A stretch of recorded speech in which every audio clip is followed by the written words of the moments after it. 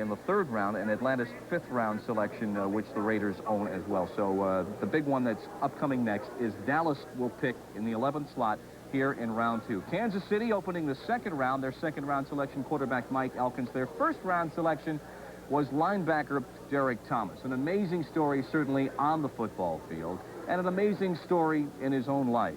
His selection means so much to the Thomas family, where he has been and where he is today, draft day.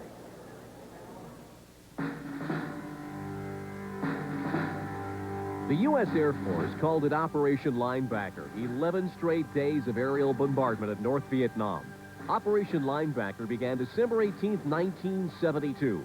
Captain Robert Thomas piloted a B-52. At home, his 5-year-old son, who ironically would grow to play linebacker as well as any. Captain Robert J. Thomas never saw his son again. He never returned from Operation Linebacker.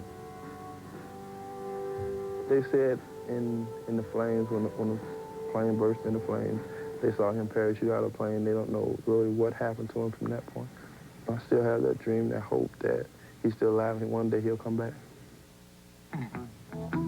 Derrick's childhood was spent in the suburb of South Miami with his mother and his grandmother, Annie. Annie had her hands full. Young Derrick could have used a father's direction. He challenged authority, missed school, and joined a local gang. A familiar story. Except this time, someone noticed.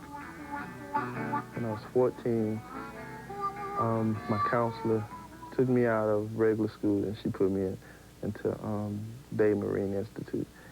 And I think that was the best thing that could ever happen to me, because I had a chance to see what kids were like that didn't want to do anything with their lives.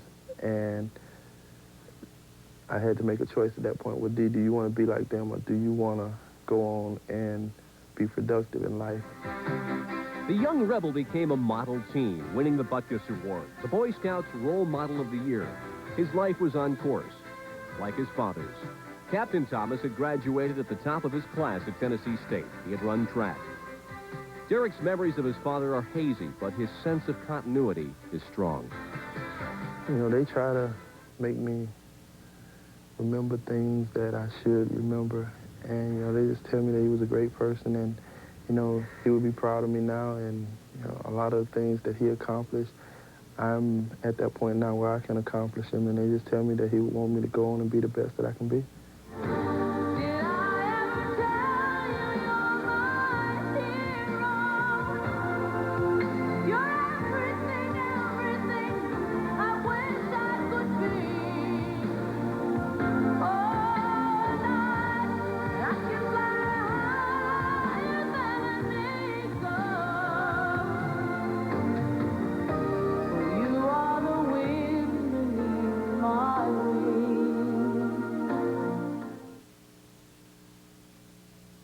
I think they should have signs that help us. Have signs that, like...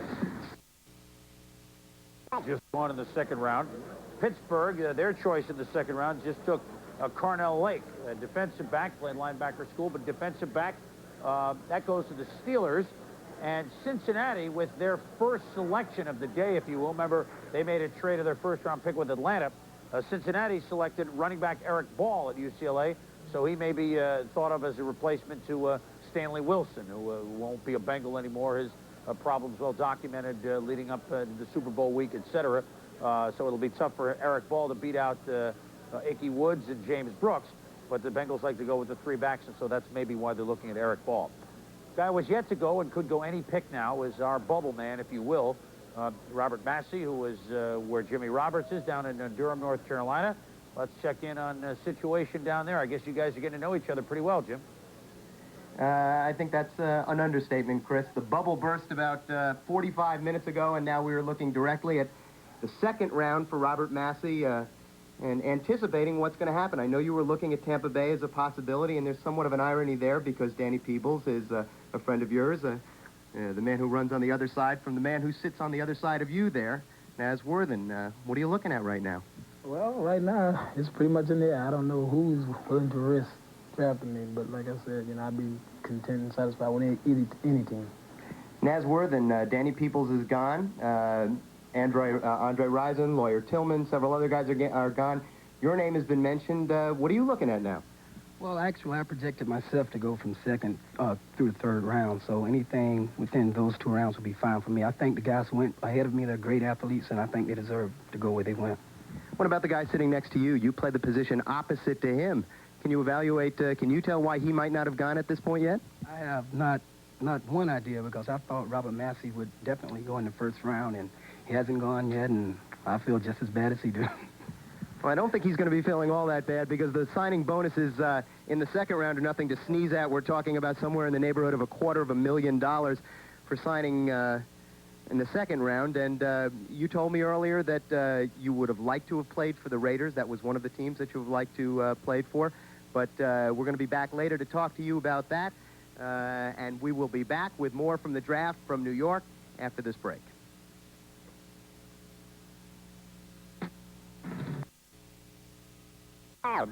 One of theirs, remember, this was involved with the trade that they made a few moments ago with Miami for the first-round pick of Miami. The Bears have chosen John Roper, linebacker from Texas A&M. Roper, a guy that had some poor combine workouts, so he fell down in the draft as far as some were concerned, but obviously not as far as Chicago was concerned. If you want to keep track of such things, the man leg presses 800 pounds. He's a very good special teams player, which meant he would fit in well at Chicago. 36 career quarterback sacks. I mean, a superior athlete for Jackie Sherrill down there, as you can see right there, slapping some players around. And here he is on the special teams, just all over the punter. 6'1", 230 pounds, hometown of Houston, Texas. And so he is now a member of the Chicago Bears. John Roper now joins, well, the Bears have 3 selections here in the first 36, and they've gone all for defense. Then Wolford, cornerback, Clemson. Trace Armstrong, defensive end, Florida. And now with the linebacker, John Roper, they've got somebody at all 3 spots, Joe. And it's not that the Bears don't have good defense, but they were getting some thin spots, and especially losing some of their veterans in the replacement draft. You bring up the most important factor, Chris, is they've lost some people. Al Harris has gone to Philadelphia. Otis Wilson out with, of course, the questionable knee. Wilbur Marshall went last year. So I think the 3 selections are excellent. Richard Dent coming off a broken leg. The Bears have done their research. They're filling spots. They're an excellent football team. We're not just talking about somebody trying to make themselves better. They're an excellent football team. They're trying to put themselves back into the Super Bowl. We heard Mike Ditka, Tommy, talk about guys who are Chicago Bears-type players. He mentioned Trace Armstrong. Reminds him of a young Dan Hampton. Roper's got a mean streak in him. That ought to fit in there. I was just going to say, Joe mentioned the Bears doing their homework, and their homework does not consist too much of that combine workout, how fast you run a 40, how much you weigh. They check your attitude, and Roper supposedly has the kind of attitude that's going to fit in with the Bear program. Attitude dancing. That's what the Bears do. We're going to dance out to Lake Forest, Illinois, and join Pete Axtell, who's had a busy afternoon. Pete. Chris, there's certainly great jubilation that Roper was still available this late in the draft. You know, interesting contrast. The Bears have a record of 21 picks in this draft. They have really stockpiled. In a contrast, just after the trade the Raiders made a few rounds ago, there's no truth to the rumor that Al Davis wanted to spend the weekend on Catalina Island. He is involved in this draft. But he was saying to me just last night, he said, there are other ways to build a team beside the draft. He points out guys like Mike Haynes, who helped them get to a Super Bowl victory, guys like Bo Jackson, who may someday do the same if he ever plays full-time. He thinks that it can be done other ways. Interesting differences in strategy, and we'll see how it pays off down the road. Let's go to break.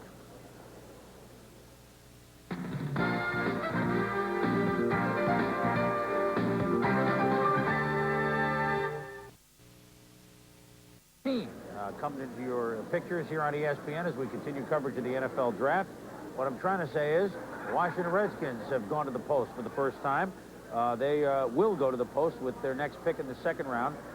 San Diego just selected Courtney Hall, a center from Rice, that a lot of scouts told me the guy was moving up in the last few months, a player that the Chargers can really use help a lot of places. Courtney Hall, a guy who really improved his ranking as the season wore on in the fall and as the workouts wore on here in the winter and now the spring. So the Chargers go offensive line there. Washington will choose next, and they have not yet gotten their trade for Gerald Riggs. Doesn't look like they're going to. They haven't made a deal with Ernest Feiner. Joe, that means what? That means that you got 2 guys out of Syracuse. You got Johnston and you got Drummond. One's a fullback,